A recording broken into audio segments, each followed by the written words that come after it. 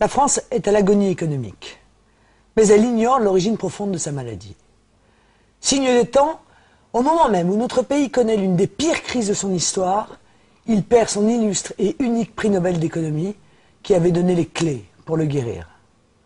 En effet, Maurice Allais avait dans l'indifférence générale depuis des décennies, seul contre tout l'ostracisme de la nomenclature politicienne au pouvoir, démontré la folie de la mondialisation. À cet égard, en qualité de responsable politique, je me sens modestement le devoir aujourd'hui de reprendre le flambeau de Maurice Allais pour dénoncer le secret bien gardé de l'oligarchie qui détruit délibérément la prospérité de notre pays depuis les années 70. Ce féodalisme budgétaire et monétaire hallucinant a déjà été condamné dans le plan anticrise du Front National le 27 février 2009. Il est un problème politique de première importance et doit être révélé à nouveau à toute l'opinion publique française pour lever la confusion sur la raison principale de la destruction de notre économie et du désordre monétaire mondial. Les dirigeants politiques de tous bords, l'Union européenne, le FMI, ne cessent de culpabiliser les citoyens sur le montant de la dette due, nous dit-on, à trop de social, trop de santé, trop de services publics, etc. Mais au fond, examinons quel est le péché originel qui a fait basculer soudainement la France des 30 glorieuses à celle des 40 piteuses. La vérité est que la dette publique française est d'abord due aux intérêts cumulés exorbitants payés. 37 milliards d'euros en moyenne par an, payés aux marchés financiers mondiaux sur lesquels nous avons été obligés d'emprunter depuis près de 40 ans. Pourquoi ? Parce que l'infâme loi du tandem Pompidou-Giscard du 3 janvier 1973, entérinée par l'article 104 du traité de Maastricht, puis confirmée par le traité de Lisbonne, a privé la France de son droit régalien de battre monnaie par la création monétaire de la Banque de France pour offrir aux banques d'affaires privées le droit illégitime d'émettre du crédit payant pour l'État. Ces usuriers spéculent ensuite contre tous les actifs de la planète, y compris les dettes des États souverains. Bref, vous avez compris, il n'est plus possible de solliciter directement la Banque de France ou même la BCE pour financer la dépense publique. Nous sommes contraints de passer par les banques et les marchés financiers rapaces, mais c'est unique au monde. Ce mode de financement direct des besoins de l'État, appelé monétisation de la dette, consistait pour notre Banque centrale nationale à prêter naturellement à taux d'intérêt quasi nul, c'est-à-dire à créer gratuitement de la monnaie utile au développement de ces infrastructures, écoles, hôpitaux, routes, ponts, armées, aéroports, bibliothèques, etc. Tous les partis politiques de gouvernement depuis 1973, de droite comme de gauche, ont concouru à la création et à la pérennité de ce régime de financement inique. Il a eu de multiples conséquences catastrophiques, notamment de nous jeter dans une logique de surendettement public jusqu'à la déshérence de l'État et la fin programmée de nos politiques. Il s'agit ni plus ni moins d'un racket discret sur tous les secteurs rentables de l'économie française, ainsi qu'une privatisation rampante de la protection sociale et des retraites. Écoutez attentivement ce chiffre. Notre dette est de 1650 milliards d'euros. Eh bien, fin 2010, la collectivité nationale aura payé plus de 1355 milliards d'euros d'intérêts financiers cumulés depuis 1973. Si nous avions maintenu le mode de financement national antérieur, les intérêts auraient été nuls sur la période 1973-2010. Pire, sur une période de 37 ans, on constate que la dette publique est constituée à 85% du paiement des intérêts. C'est l'effet boule de neige bien connu des économistes qui forment une dette perpétuelle jusqu'au point de rupture. Les caisses de l'État sont vides pour le financement des retraites, mais il n'y a aucun problème pour trouver du budget destiné au cartel bancaire mondial, y compris pour le renflouer par plusieurs centaines de milliards d'euros depuis novembre 2008.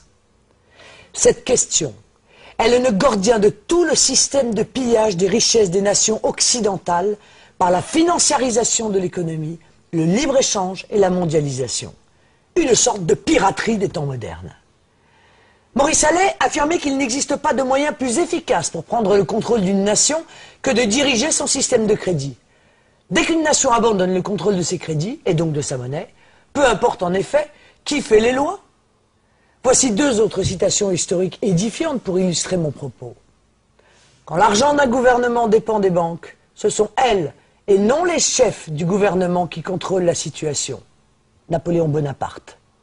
Ou encore, si la population comprenait le système bancaire, je crois qu'il y aurait une révolution avant demain matin, Henry Ford. Dans ces conditions, comment les partis du système, UMPS, Modem, Vert, etc., qui depuis plus de 30 ans n'ont jamais procédé au moindre remboursement du capital de la dette, pourraient-ils demain, dans leur modèle économique actuel, résorber l'ensemble de la dette? C'est impossible. Avec leur modèle, la dette hors intérêt va continuer à s'accroître de 1 650 milliards d'euros sur la période 2010-2025 jusqu'à son niveau d'étiage de 3 300 milliards d'euros en 2030. Si une base raisonnable de 30 milliards d'euros par an et une inflation inférieure à 2% sont retenues pour le remboursement du capital de la dette, c'est en 2132 environ que leur dette sera éteinte, au prix de sacrifices sociaux épouvantables. Bref, ce serait un désastre. Regardez ce graphique qui vous montre la différence de résorption de la dette dans leur système, extrêmement lente et coûteuse, en rouge, et dans le nôtre, beaucoup plus rapide et sans drame social, en bleu. La rigueur financière pour les usuriers, oui. Mais l'austérité sociale pour les Français, non. Il y a bien une autre solution, plus efficace et beaucoup plus juste. La seule voie de salut pour stopper l'hémorragie de richesse nationale et sortir humainement de cette crise systémique est en effet de reprendre le contrôle de notre politique monétaire afin de soutenir notre politique budgétaire. Selon les prévisions de nos économistes, il est parfaitement possible de recouvrer l'équilibre budgétaire avant 2015 et de résorber entièrement le capital dette publique d'ici 2025. Comment? Mais dans l'éthique du Front National, le principe légitime est que l'État se finance auprès du service public, pas auprès des banques ou des marchés.